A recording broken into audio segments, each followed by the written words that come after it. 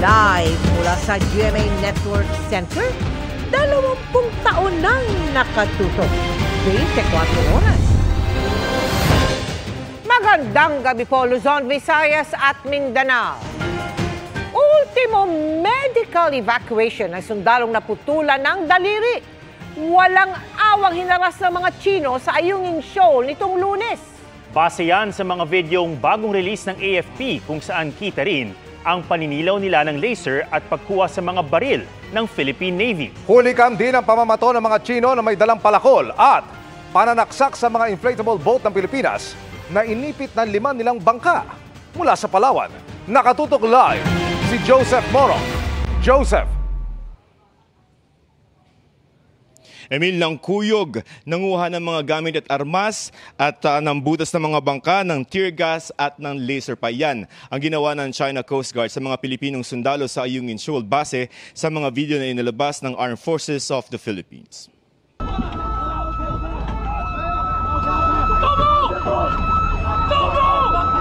Harap-harapan ang ginawang panduduro at pagbabanta ng China Coast Guard sa mga Pilipinong sundalo nang harangin nila ang resupply mission na halos nasa tabi na ng BRP Sierra Madre umaga noong June 17 sa may Ayungin Shoal.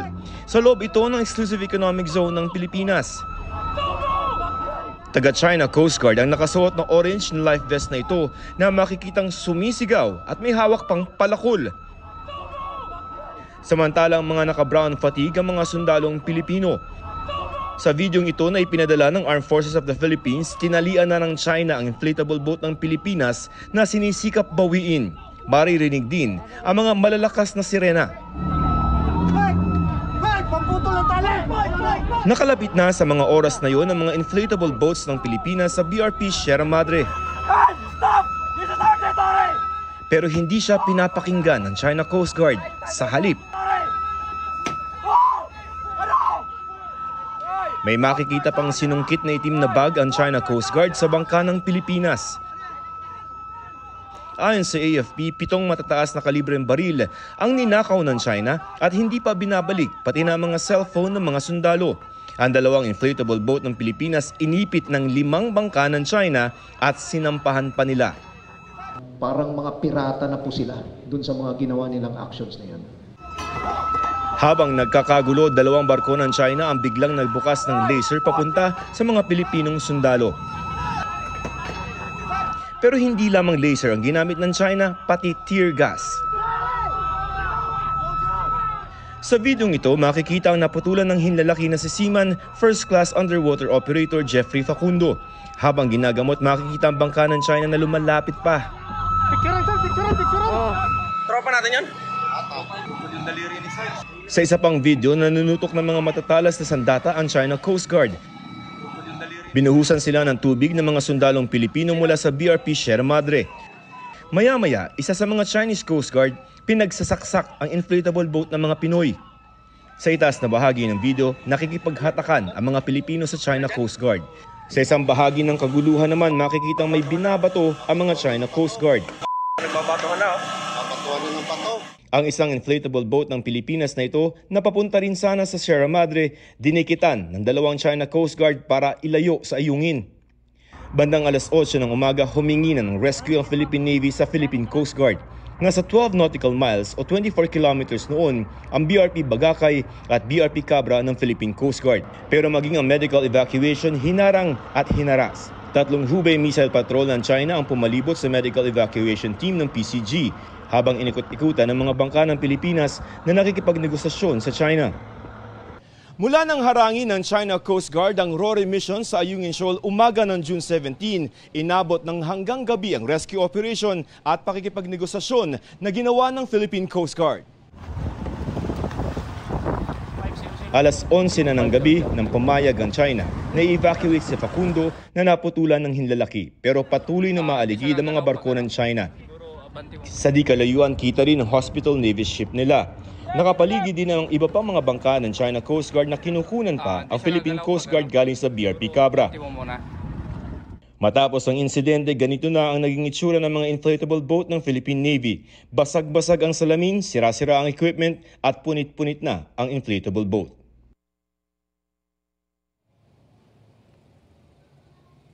Pinapurihan naman ni EFA Chief of Staff General Romeo Browner ang katapangang ipinakita ng mga Pilipinong sundalo at pagtitimpi. Ayon kay Browner, hindi layo ng Pilipinas na magkagera. Emil? Maraming salamat, Joseph Morong. Samantala, ang China naman ng Pilipinas ang sinisisi sa nangyari. Ayon sa China Foreign Ministry, binanggaraw ng mga bangka ng Pilipinas ang mga bangka ng China at gumawa ng mga aksyong nagpapasindi ng tensyon sa dagat.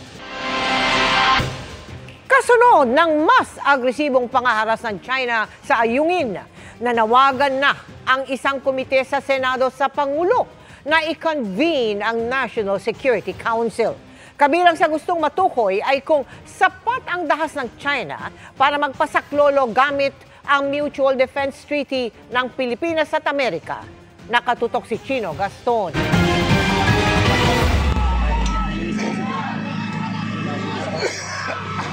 Dahil sa marahas na pagharang, pagsampa at pagsira ng China Coast Guard sa mga inflatable boats ng Pilipinas na iginaputol pa ng hinlalaki ng isang sundalo, may panawagan na sa Pangulo ang Senate Committee on Philippine Maritime and Admiralty Zones. I-convene na ang National Security Council.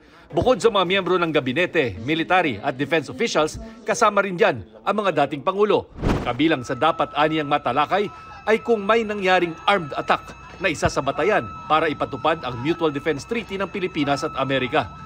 Pwede bang i-consider na yung na-deflate yung isang vessel natin o natanggalan ng although talagang nakakasuklam yung natanggalan tayo ng isang daliri yung ating isang sundalo. The National Security Council would have to advise the President, ito na, i-invoke na natin, ito, hindi pa naman ito yung threshold, yung level na kailangan matrigger na yung MDT.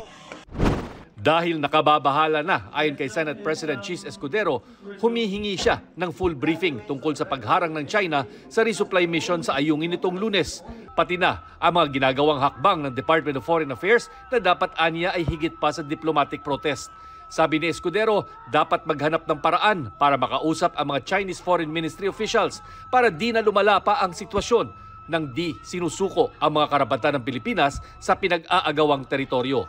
Nananawagan din ang Senate President sa AFP na maghanap ng mas ligtas na pamamaraan ng paghatid ng supply at pagpapadala ng kapalit na sundalo sa BRP Sierra Madre. Niriripaso ng AFP ang mga taktika at pamamaraan para dyan. Bagamat di raw matitiyak na di na mauulit ang ganitong panggigipit ng China, sabi ng AFP, mas handa ito kung sakali. Gayunman, hindi raw mauuna ang Pilipinas sa paggamit ng puwersa. What we could do is to prepare our men, equip them appropriately. Yung ginagawa nila, pamingirata, barbaric. I call them a band of barbarians. Sina U.S. Secretary of State Antony Blinken naman at Foreign Affairs Secretary Enrique Manalo pinag-usapan kahapon ang escalatory actions ng China laban sa Pilipinas. Dumagdag na rin ang Taiwan sa pagkondena sa tinawag itong mapanganib na aksyon ng China. Para sa GMA Integrated News, Chino Gaston nakatutok, 24 oras. Nirelieve sa pwesto ang Pulis Rizal na nahulikam na naglabas ng baril matapos masangkot sa away kalsada. Nakatutok si June Veneracion. Isang lalaki na may hawak-hawak na baril ang makikitang nakaharang sa isang truck sa viral video na ito. Magbabayaran ka sa akin. Hindi na kayo uniforme yan. Ayon sa driver ng truck na kumuha ng video, nagpakilala umanong pulis ang lalaking may baril na nakasibilyan at nakatsinelas nung oras na yon. Nagalit daw ito sa kanya dahil sa away kalsada.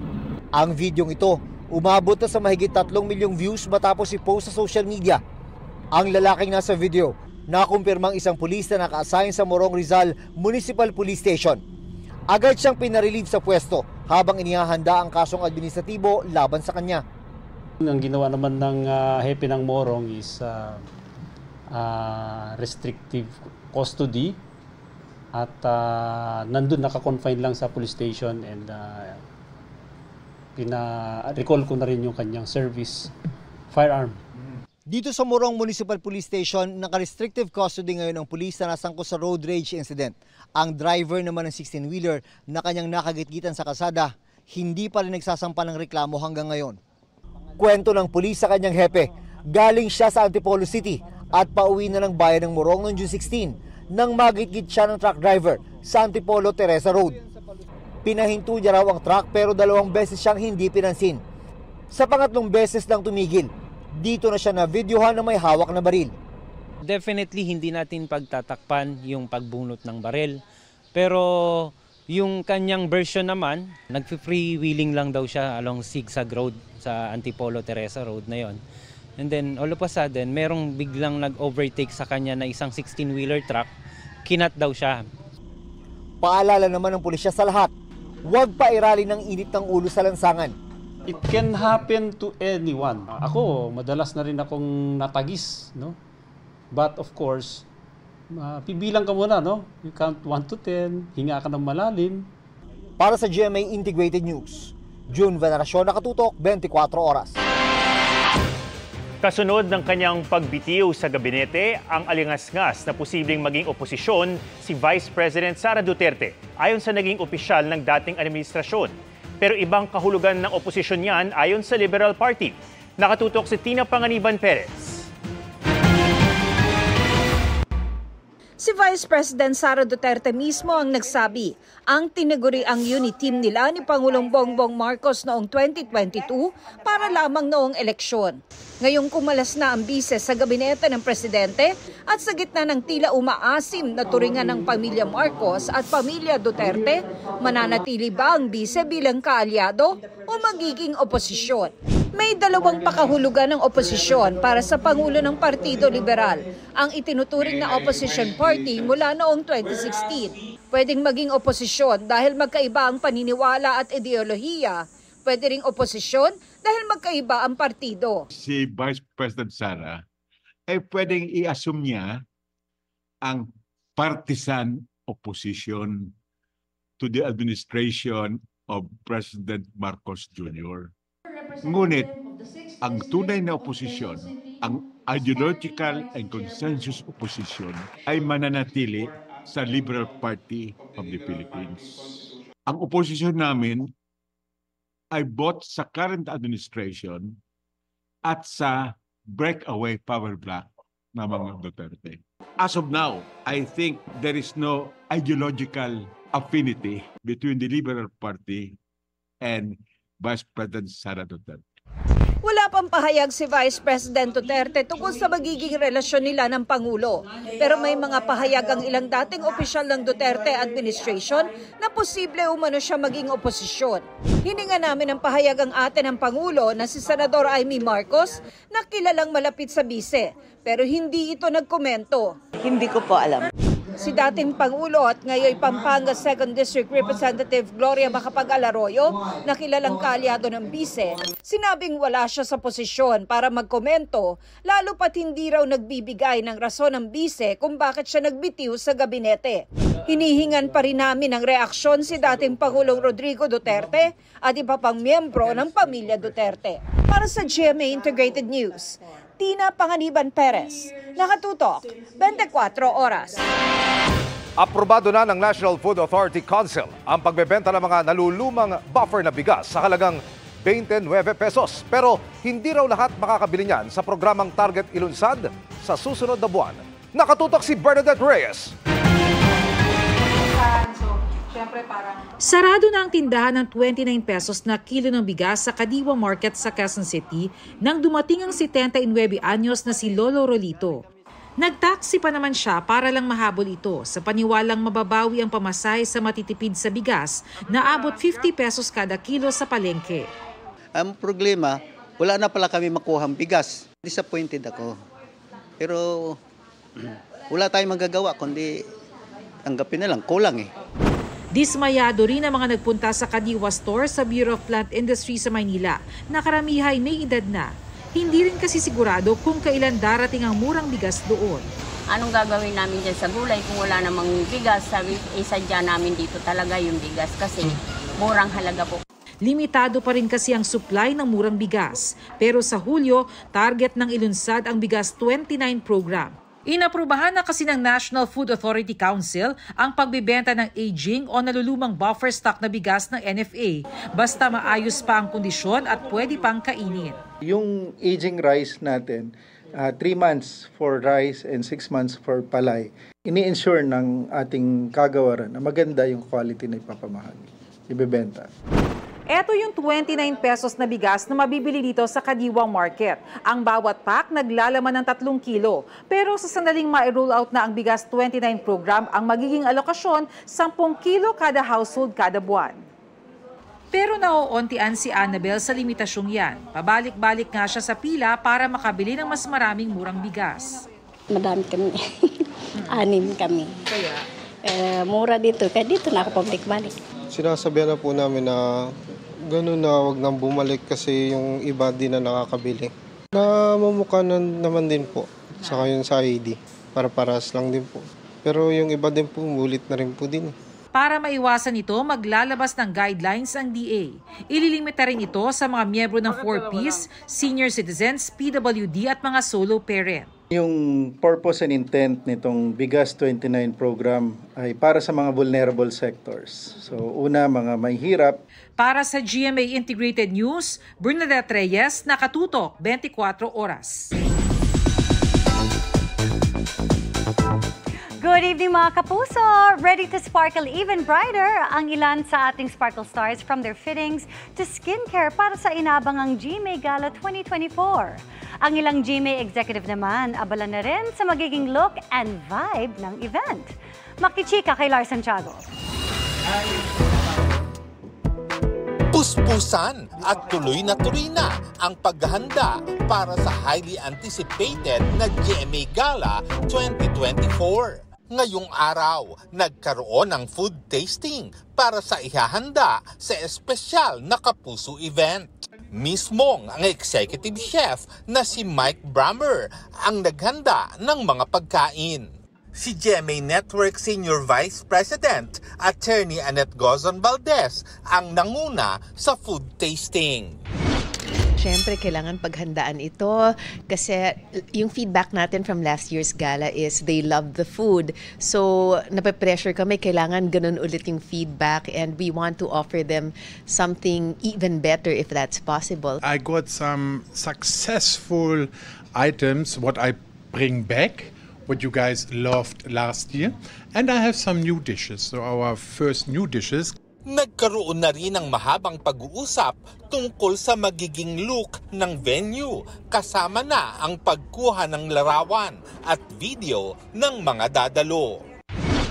For this year, we're doing something modern and futuristic. At saka, mas bigger siya this year because we're doing 2 floors ng Marriott Grand Ballroom to design the red carpet and the gala dinner mismo. We prepare very well. Talaga pong nagpe-pre-prod kami ng team kasi po hindi biro yung dinideploy nating team. It's about 60 to 70 people. Super dami. So dapat talaga well-coordinated everybody. Ang mga Sparkle Stars getting ready na for the GMA Gala from skincare. Sa akin, yes. Sobrang part siya ng route ng preparation ko for GMA Gala dahil stress na yung balat ng tita nyo. And hopefully, ma-freshen up all of this before the gala. GMA Gala is already around the corner. Siyempre, we're gonna look our best doon sa GMA Gala. Kailangan niya natin ng skincare, lalo na malapit ng gala na ito, diba? Ayan. So, lalo na itong talagang serye ko ngayon na talagang mabubugbog ka, hindi lang sa I mean sa skin, mabubugbog yung skin sa makeup, sa mga blood na effects. Pati siyempre sa mga custom-made na suits. Yes, actually next week na yung sukat ko ng damit ko. So kami ni Sophie talaga yung mga stylist namin. Nag-uusap talaga kung ano yung gagawin. Yun dapat ang abangan ng mga kapuso natin. Pagtityak naman ni Miss Universe Philippines 2023, Michelle Marquez D. Aba syempre, pasabog tayo sa GMA Gala. Lars Santiago, updated sa showbiz happening.